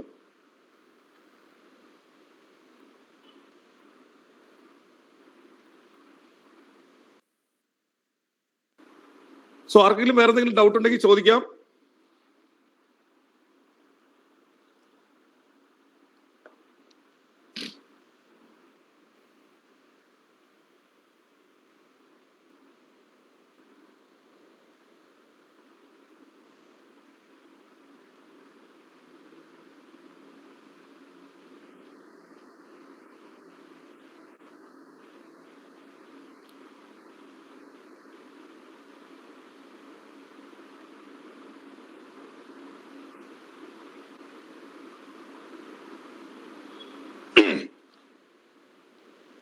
ഓക്കെ, പ്രധാനമായിട്ടും നമ്മുടെ സ്പോർട്സ് മേഖലയിൽ കോച്ചിങ് അങ്ങനെയുള്ള മേഖല നോക്കുകയാണെങ്കിൽ നമ്മള് ഇന്ത്യ ഗവൺമെന്റിന്റെ സ്ഥാപനങ്ങളാണ് നമുക്ക് മെയിൻ ആയിട്ട് ഉള്ളത്. നമ്മുടെ LNCP, national Lakshmibai national college of physical education, LNCP നമ്മുടെ ട്രിവാൻഡ്രത്ത് കാര്യവട്ടത്തുണ്ട്. പിന്നെ സായിയുടെ സെന്റേഴ്സ് ഉണ്ട്. അപ്പൊ അത് കളിക്കാർക്ക് വേണ്ടിയിട്ടാണ്. LNCP-യിലാണ് നമ്മുടെ B.Ed പോലുള്ള, അതുപോലെ തന്നെ പല യൂണിവേഴ്സിറ്റികളിലും BPed അങ്ങനെയുള്ള കോഴ്സുകൾ ഓഫർ ചെയ്യുന്നുണ്ട്. അപ്പൊ അതിൽ ഏറ്റവും ബെസ്റ്റ് എന്ന് പറയുന്നത് പറ്റുകയാണെങ്കിൽ നമ്മുടെ ഈ പറയുന്ന LNCP തന്നെയായിരിക്കും ഏറ്റവും ബെസ്റ്റ്. അതേപോലെ തന്നെ നമ്മൾ ഓരോ ക്രിക്കറ്റ്, ഫുട്ബോൾ അങ്ങനെയുള്ള വിവിധ കോച്ചിങ്ങുകളെ കുറിച്ച് നോക്കുകയാണെങ്കിൽ നമുക്ക് ഈ 3-4 വർഷത്തെ കോഴ്സിന് പോകാൻ വയ്യാന്നുണ്ടെങ്കിൽ നമുക്ക് നോക്കാവുന്നത് കോച്ചിങ്, അത് നാഷണൽ ഇൻസ്റ്റിറ്റ്യൂട്ട് ഓഫ് സ്പോർട്സ്, അവര് അതും കേന്ദ്ര ഗവൺമെന്റ് സ്ഥാപനമാണ്. അവിടെയും നമുക്ക് എന്തുണ്ട്, അവിടെ ഷോർട്ട് ടൈം ഡിപ്ലോമ പ്രോഗ്രാംസ് ഉണ്ട്. അതുകൂടാതെ ഇപ്പൊ ഫുട്ബോൾ കോച്ചാകാനാണ് ആഗ്രഹം എന്നുണ്ടെങ്കിൽ നമ്മൾ ഫുട്ബോൾ അസോസിയേഷനുമായിട്ട് ബന്ധപ്പെട്ടിട്ടാണ് അതിന്റെ ട്രെയിനിങ് പ്രോഗ്രാം, അതായത് D ലൈസൻസ് അങ്ങനെയുള്ള പ്രോഗ്രാംസ് ഉണ്ട്. അതിലാണ് നമ്മൾ പോകേണ്ടത്. അതേപോലെ തന്നെ BCCI ഇങ്ങനെയുള്ളവർ അവർ ക്രിക്കറ്റ് കോച്ചിങ്ങിന്റെ അല്ലെങ്കിൽ അതിലൊക്കെയുള്ള ഡിപ്ലോമ പ്രോഗ്രാംസ് അവരും അല്ലെങ്കിൽ ഈ സർട്ടിഫിക്കേഷൻ പ്രോഗ്രാംസ് അവരും ചെയ്യുന്നുണ്ട്. രണ്ട്, നമ്മൾ സ്പോർട്സ് സയൻസ് മേഖല നോക്കുകയാണെങ്കിൽ സ്പോർട്സ് ന്യൂട്രീഷൻ അങ്ങനെയുള്ളതിന്റെ കോഴ്സുകൾ യഥാർത്ഥത്തിൽ വളരെ വലുതായിട്ട് നമ്മുടെ ഇന്ത്യയിൽ ഇല്ല. പലരും ന്യൂട്രീഷൻ കോഴ്സ് കഴിഞ്ഞ് പിന്നെ സ്പോർട്സ് താരങ്ങളുമായിട്ട് അസോസിയേറ്റ് ചെയ്ത് അങ്ങനെ ആ ഒരു മേഖലയിലോട്ട് പോകുന്നതാണ്. ദെൻ സ്പോർട്സ് സൈക്കോളജി നമ്മൾ നോക്കുകയാണെങ്കിൽ നമ്മുടെ നാഷണൽ സ്പോർട്സ് യൂണിവേഴ്സിറ്റി ഉണ്ട്, അവിടെ പ്രോഗ്രാം ഉണ്ട്. അതുപോലെ തന്നെ നമ്മുടെ SMRL ഞങ്ങളുടെ സ്പോർട്സ് ആൻഡ് മാനേജ്മെന്റ് ഇൻസ്റ്റിറ്റ്യൂട്ടിൽ ഡിപ്ലോമ, ഒരു വർഷത്തെ PG ഡിപ്ലോമ സ്പോർട്സ് സൈക്കോളജിയിൽ ഉണ്ട്. സോ അതേപോലെ തന്നെ സ്പോർട്സ് എഞ്ചിനീയറിംഗ് നോക്കുകയാണെങ്കിൽ ഇപ്പോൾ സ്പോർട്സ് എഞ്ചിനീയറിംഗിൽ വിദേശത്താണ്, ബ്രിട്ടനിലാണ് ഏറ്റവും കൂടുതൽ കോഴ്സുകൾ ഉള്ളത്. അതുകൂടാതെ ഞങ്ങളുടെ SMRL ഒരു 6 മാസത്തെ PG ഡിപ്ലോമ, ഒരു advance diploma in sports engineering എന്ന് പറയുന്ന പ്രോഗ്രാം ഉണ്ട്. അതുകൂടാതെ തമിഴ്നാട് ഫിസിക്കൽ എഡ്യൂക്കേഷൻ യൂണിവേഴ്സിറ്റിയിൽ 2 വർഷത്തെ ME പ്രോഗ്രാം ഉണ്ട്. അത് സ്പോർട്സ് ടെക്നോളജിയാണ്, അത് സ്പോർട്സ് എഞ്ചിനീയറിംഗിന്റെ ചെറിയൊരു ഏരിയയാണ്. അതുപോലെ തന്നെ നമ്മൾ സ്പോർട്സ് മാനേജ്മെന്റ് നോക്കുകയാണെങ്കിൽ ഇന്ത്യയിൽ ഇപ്പോൾ തമിഴ്നാട് ഫിസിക്കൽ എഡ്യൂക്കേഷൻ യൂണിവേഴ്സിറ്റിയിൽ അവിടെ MBA ഉണ്ട്. പിന്നെ 1-2 യൂണിവേഴ്സിറ്റികളിൽ MBA പ്രോഗ്രാം നടത്തുന്നുണ്ട്. ബാക്കിയെല്ലാം PG ഡിപ്ലോമ പ്രോഗ്രാംസ് ആണ്. കേരളത്തിൽ നമ്മുടെ SMRI sports and management research institute മാത്രമാണ് സ്പോർട്സ് മാനേജ്മെന്റ് കോഴ്സുകൾ പഠിപ്പിക്കുന്നത്.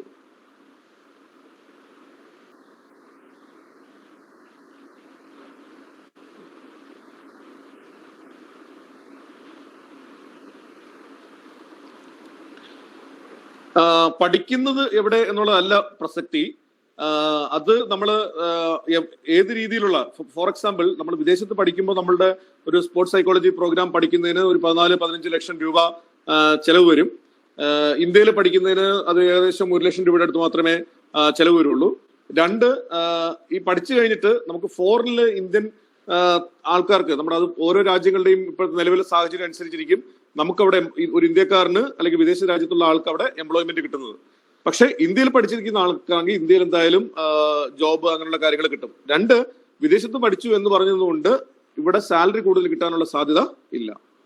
പിന്നെ തീർച്ചയായിട്ടും വിദേശത്ത് സ്വാഭാവികമായിട്ടും നമ്മളെക്കാൾ അഡ്വാൻസ്ഡ് ആണ് അവിടുത്തെ കരിക്കുലവും അല്ലെങ്കിൽ ബാക്കിയുള്ള റിസർച്ച് അങ്ങനെയുള്ള ഫെസിലിറ്റീസും എല്ലാം. അക്സെപ്റ്റൻസും അവിടെ വളരെ കൂടുതലാണ്.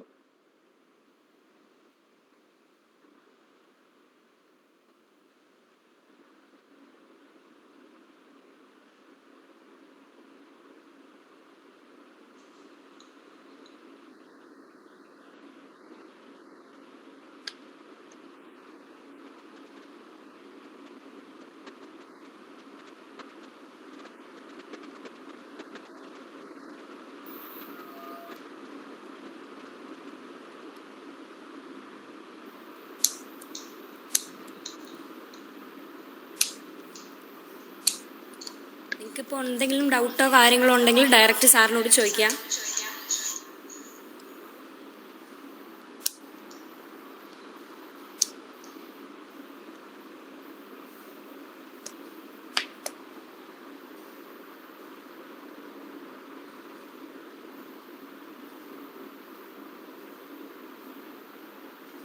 അപ്പോൾ സാർ നമുക്ക് കൺക്ലൂഡ് ചെയ്താലോ? ഫസ്റ്റ് ഓഫ് ഓൾ സിജിൻ സാറിനോടുള്ള നന്ദി ഞാൻ ഈ സമയം അറിയിക്കുകയാണ്. ഇത്രയും മനോഹരമായി സ്പോർട്സിനെ കുറിച്ച് നമ്മുടെ ജോയിൻ ചെയ്ത പാർട്ടിസിപ്പൻസിനെല്ലാം നല്ല രീതിയിൽ തന്നെ പറഞ്ഞു കൊടുത്തു. സാറിനോടുള്ള നന്ദി ഞാൻ ഈ സമയം അറിയിക്കുകയാണ്. അതുപോലെ തന്നെ ഇന്ന് ജോയിൻ ചെയ്ത എല്ലാ പാർട്ടിസിപ്പൻസിനോടും പ്രത്യേകം നന്ദി അറിയിക്കുകയാണ്. എൻ്റെ പേരിലും അതുപോലെ തന്നെ സ്റ്റെല്ല മേരീസ് കോളേജിൻ്റെ പേരിലുള്ള നന്ദി ഞാൻ ഈ സമയം അറിയിക്കുകയാണ്. Thank you all. Thank you. Bye.